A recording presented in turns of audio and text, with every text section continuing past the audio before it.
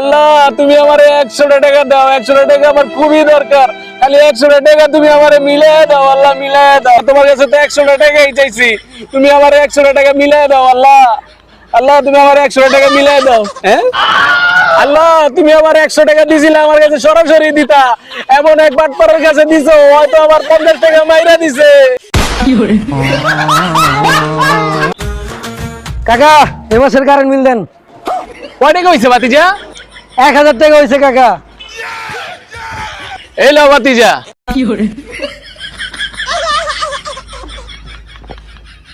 ওই কাকা এমন শুরু করছেন কে? টাকা দেন আবার দেন না। এটুকু সহ্য হয় না? এই গরমের ভিতরে একবার কারেন্ট নাও, একবার দাও, একবার নাও, একবার দাও, একবার নাও। এই গরমের ভিতরে আমাকেও সহ্য হয় কেমনে?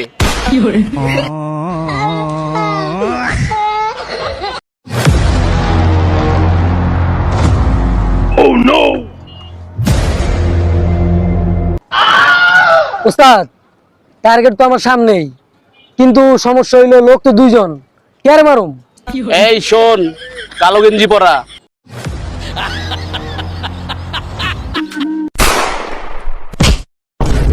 ও কিন্তু আমার আপন ছোট ভাই, খবরদার ওকে কিন্তু মারবি না।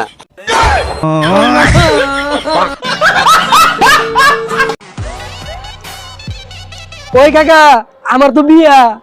যেহেতু ভাতিজা বিয়া শাদির বিষয়, তোর কটা কথা কই, মনোযোগ দিয়া হুন। আচ্ছা কাকা কোন? শ্বশুর বাড়ির থেকে যদি তোরে মোটরসাইকেল দিতে চায়, তুই প্রাইভেট কার চাবি। আচ্ছা। আর যদি তোরে ফ্যান দেয়, তাইলে তুই এসি চাবি। হ্যাঁ কাকা ঠিকই কইছেন, অনেক গরম। আর যদি তোরে ক্যাশ টাকা দিতে চায়, তাইলে তুই একটা বাড়ি চাবি। আচ্ছা কাকা ঠিক আছে। আর যদি মাইয়ার দিতে চাই, আমি কি মাইয়ার মারে চামু? মাউরের পুতের বেরেন্দি পাশার ভিতরেও খেলে। বন্ধু তোর একটা প্রশ্ন করি, তুই কি রাগ করবি? তোর কথা আমি রাগ করি কোনো সময়? ক। বন্ধু তোর যদি কেউ প্রশ্ন করে তোর বউ আর তোর মায়ের ভিতরে দুজনের একজনে বাইছে নিতে হবে, তুই কারে বাইছে নিবি? অবশ্যই মারে বাচ্চা নিমু, যেহেতু মায় আমারে জন্ম দিছে। তাইলে বন্ধু তোর বউটা আমারে দিয়ে দে।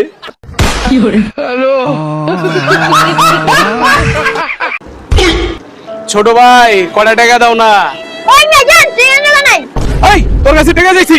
হ্যাঁ তোর কাছে টাকা চাইছি, তোর কাছে টাকা চাইছি, হ্যাঁ তোর কাছে টাকা চাইছি।